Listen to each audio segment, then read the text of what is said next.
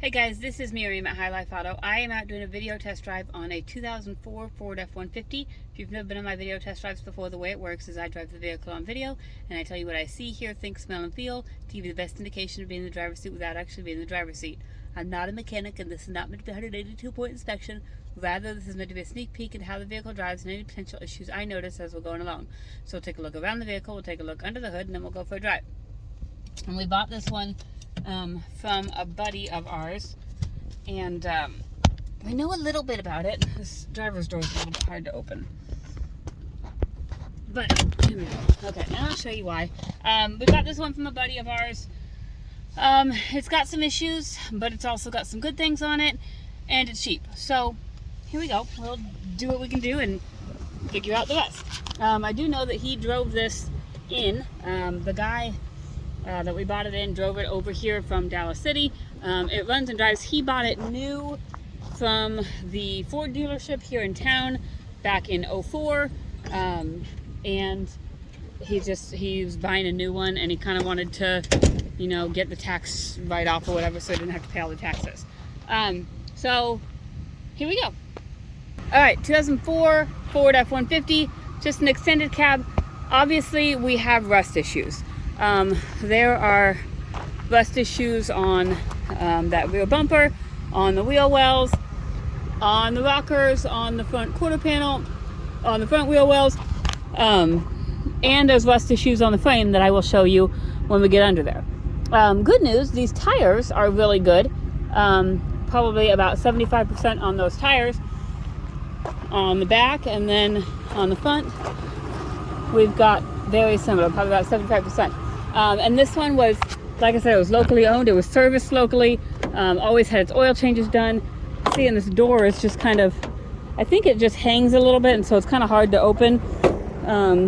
So it probably just needs, I don't know. I know Chevys have like hinge pins here. I don't know if Fords do or not.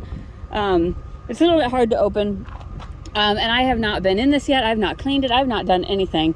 This is my first time being in it. So we're gonna kind of figure this out together. We've got the seats are not bad, except for we got a little bit of rip here.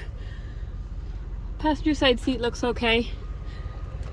Let's see, this back door, we've got some rugs and stuff back here, but it looks like it's all intact. Very little ripping or anything like that. Just dirty. It was a used truck. I mean, he definitely used it. See, that door shuts. It just, you kind of got to slam it and you know, whatever. Okay, from the back end, we've got some damage on the tailgate. Let's see if this thing still opens. And it probably doesn't open. It might. You might need more smarts than me. But it might open, it might not. Looks like there's a spare wheel back there. On this side, again, you've got, sorry guys, my video cut out because I accidentally took a call. On this side, you've got the same rust on the wheel wells, on the rockers.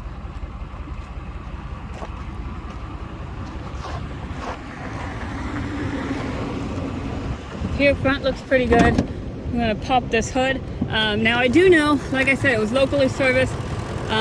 This motor was replaced about 2 years ago. I am working on getting the paperwork. Like I said, it was from a local guy. He's the guy we take all of our big jobs to. He's really good at what he does.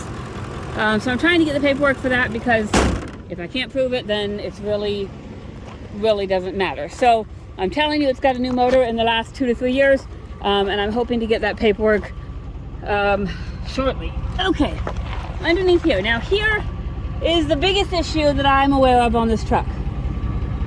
It has frame rust, and it's like this on both sides. So if I can get the paperwork for this motor, then you have a really good truck with a nearly new motor that needs a new frame. At that point, I think it would be worth it to put a frame on there. Otherwise, I think that we're selling it cheap enough that it's worth just driving until it falls apart. But that frame is bad. And if you're a welder, like, I don't know, maybe you can weld plates on there or something. I don't know. But just so you know, that frame is bad. It is rusted. It does run and drive right now. It will not always run and drive very well, because that will eventually rust out more and more. So just being honest and upfront. So we've got 172,000 miles on the dash. So that's what's on the transmission. And then, like I said, hopefully I'll get some motor paperwork to show that we've got lower miles than that on the motor.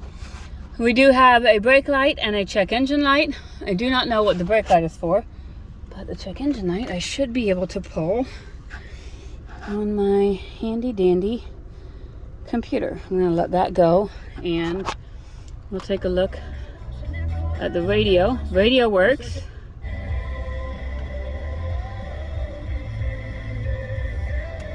Okay.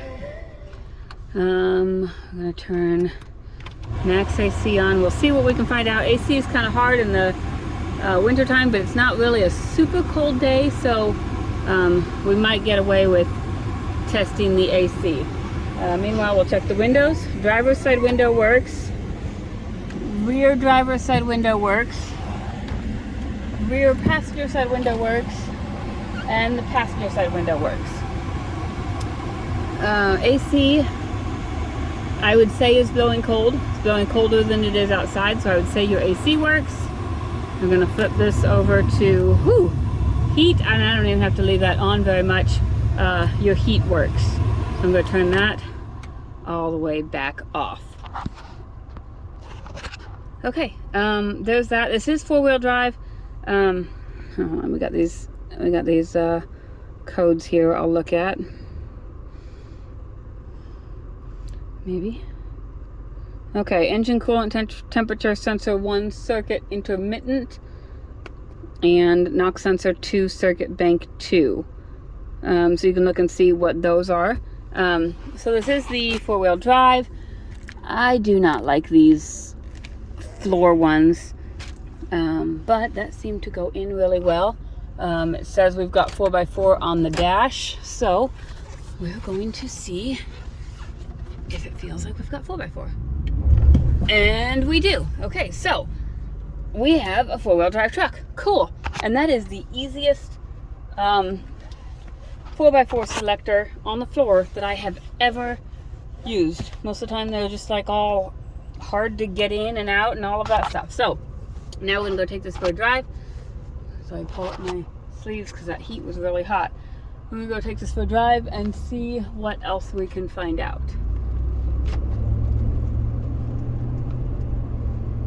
Oil change looks like it's due at 177,332. Again, done by that local guy right in town. That's 5,000 miles, so it was probably just done. Looks like it's not due until January of 2023.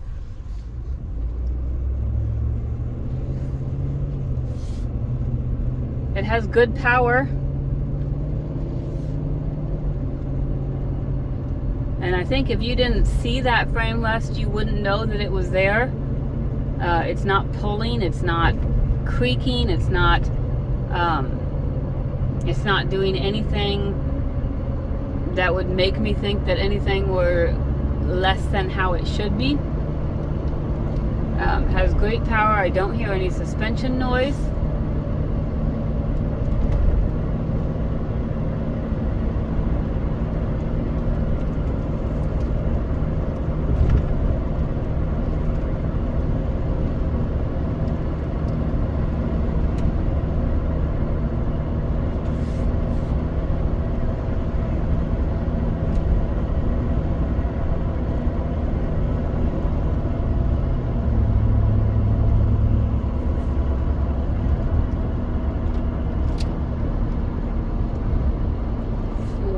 Set our cruise first, since we've got someone ahead of us. We gotta kind of pick and choose what we're gonna do first. All right, we've got our cruise set, cruising a hair over 50, and that seems to work just fine.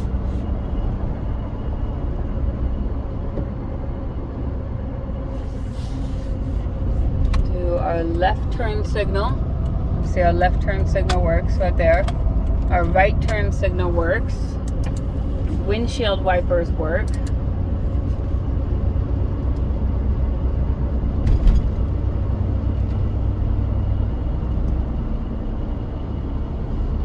Brakes are good and solid. They feel nearly new.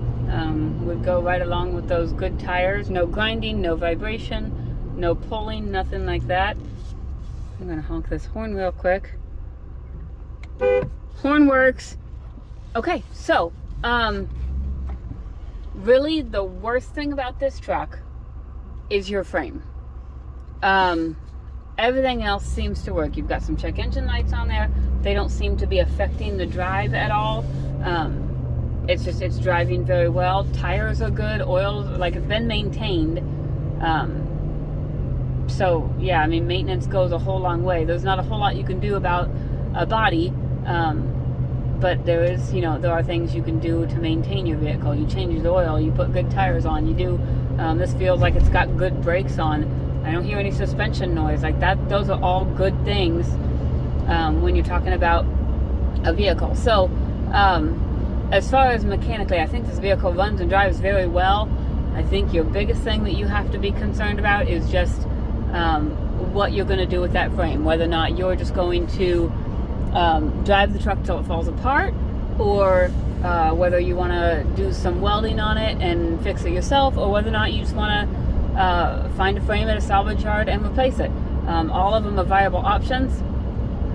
Just kind of depends on where your budget lies, where your mechanical skill lies, and kind of what you're looking for.